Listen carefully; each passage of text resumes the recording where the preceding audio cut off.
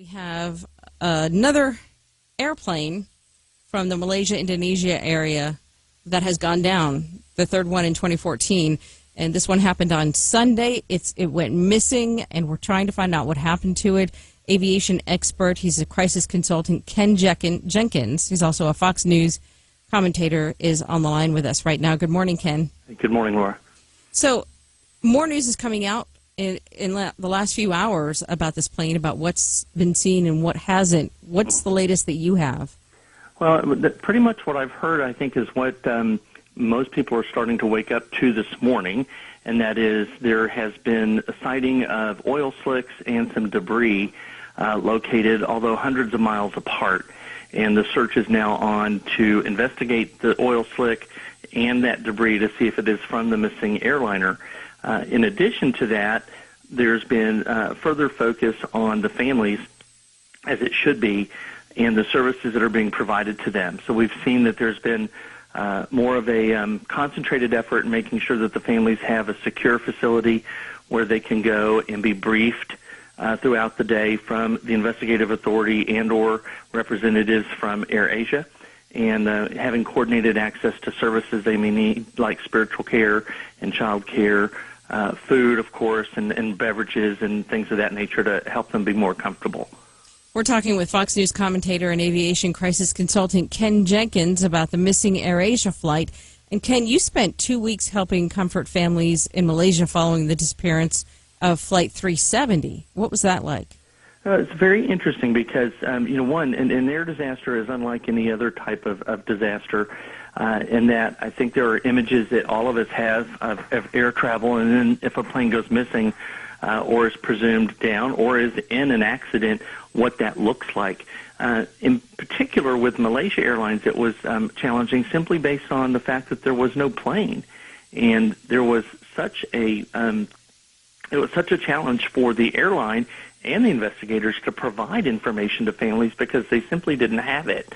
Now, to that extent, the information they did have in terms of the search and rescue operations at the beginning was somewhat disjointed in how that information was presented.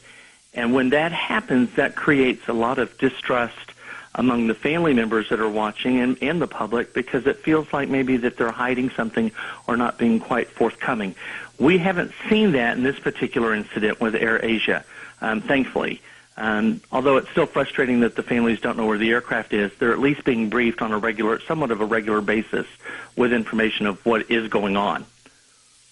Aviation crisis consultant Ken Jenkins, also a Fox News commentator, about the missing AirAsia flight and oil slick and possible debris have been cited. And I saw on the news last night, and I mentioned this earlier to Alistair Ranklin from Fox, that area where the plane went missing, it has not just water, but a lot of vegetated islands. Yes, that's correct. How do you talk to the families who may be holding out that hope that, well, maybe my family member made it onto one of those islands? Mm-hmm. Well, and absent again of that information that we were talking about, the confirmation that the plane is gone, that there are everyone is a fatality or not. Well, when we have that information, it's important not to speculate about that. And the conversations that people would have, whether it's clergy or the CEO of AirAsia, or if I was speaking to a family, would be to just simply validate what their hope is and say it's important that we look at all the pieces of information before we draw any conclusions. I certainly don't want to take away anybody's false hope. I also don't want to encourage the false hope and expectations. So the best way for me would be to say, we just can't speculate until we have more information. Fox News commentator Ken Jenkins on the AirAsia flight. He's an aviation crisis consultant who spent 2 weeks helping comfort families in Malaysia following the disappearance of Flight 370. And Ken, this is the third airplane from that region that has either one was shot down in the Ukraine or gone missing in 1 year. What do you have to say about that? Well, and it does, when you look at it that way, Laura, I mean, it does seem rather odd, doesn't it? And what a strange coincidence. We have one plane missing, well, actually two missing, since the AirAsia hasn't been found, and then a Malaysian airplane, unfortunately, what a tragic situation there as well, being shot down.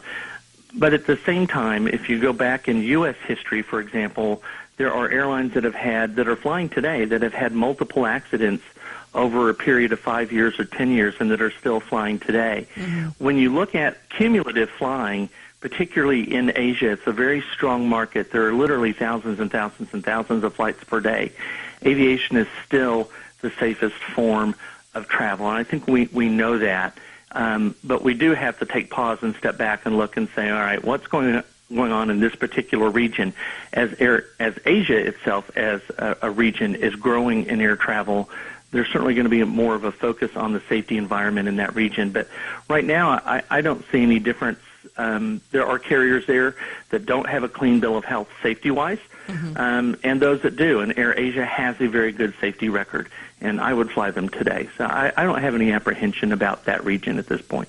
Fox News commentator and aviation crisis consultant Ken Jenkins. And since you do work so closely with the families, one thing I think about when I see these tragedies and you see the families on TV, Ken, is, of course, the incredible loss that they're experiencing. Mm-hmm. But what about the rest of their lives? They have jobs, they have bills, they have homes, they have kids, they have pets.